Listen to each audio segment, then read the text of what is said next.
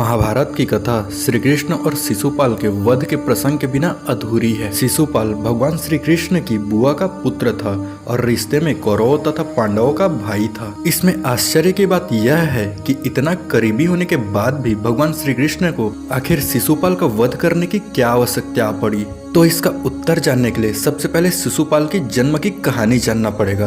तो आप सब वीडियो के लास्ट तक पूरा बने रहिए। शिशुपाल के जन्म के समय 3 आंख और 4 हाथ थे। शिशुपाल वासुदेव की बहन और छेदी के राजा धर्मघोष का पुत्र था। इस तरह से वह श्री कृष्ण का भाई था। शिशुपाल का जन्म जब हुआ तो वह विचित्र था। जन्म के समय शिशुपाल के 3 आंख और 4 हाथ थे। शिशुपाल के इस रूप को देखकर उसके माता पिता चिंता में पड़ गए और शिशुपाल को त्यागने का फैसला किया। लेकिन तभी आकाशवाणी हुई कि बच्चे का त्याग ना करें। जब सही समय आएगा तो इस बच्चे की अतिरिक्त आंख और हाथ गायब हो जाएंगे। लेकिन इसके साथ ही यह भी आकाशवाणी हुई कि जिस व्यक्ति की गोद में बैठने के बाद इस बच्चे की आंख और हाथ गायब होंगे वही इस व्यक्ति का काल बनेगा। एक दिन भगवान श्री कृष्ण अपनी बुआ के घर आए। वहाँ शिशुपाल भी खेल रहा था। तब श्री कृष्ण के मन में शिशुपाल को देखकर स्नेह जागा तो उन्होंने उसे गोद में उठा लिया। गोद में उठाते ही शिशुपाल की अतिरिक्त आंख और हाथ गायब हो गए। यह देख शिशुपाल के माता पिता को आकाशवाणी याद आ गई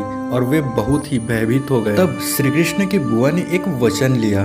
भगवान अपनी बुआ को दुख नहीं देना चाहते थे, लेकिन विधि के विधान को वे टाल नहीं सकते थे। इसलिए उन्होंने अपनी बुआ से कहा कि वे शिशुपाल की 100 गलतियों को माफ कर देंगे, लेकिन 101वीं गलती पर उसे दंड देना ही पड़ेगा। शिशुपाल रुक्मणी से विवाह करना चाहता था, लेकिन रुक्मणी भगवान श्री कृष्ण से प्रेम करती थी और उनसे ही विवाह करना चाहती थी। लेकिन रुक्मणी के भाई राजकुमार को रुक्मी का रिश्ता मंजूर नहीं था। तब भगवान श्री कृष्ण रुक्मणी को महल से लेकर आ गए थे।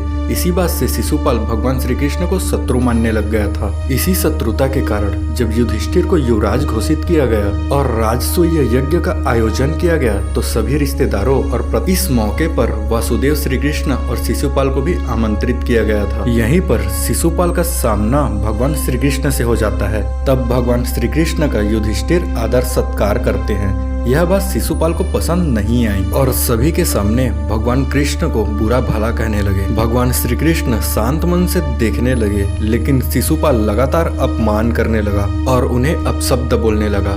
श्री कृष्ण वचन से बंधे थे, इसीलिए वे शिशुपाल की गलतियों को सहन करते रहे। लेकिन जैसे ही शिशुपाल ने 100वां अपशब्द पूर्ण किया और 101वां अपशब्द कहा, तब श्री कृष्ण ने सुदर्शन चक्र को आदेश दिया।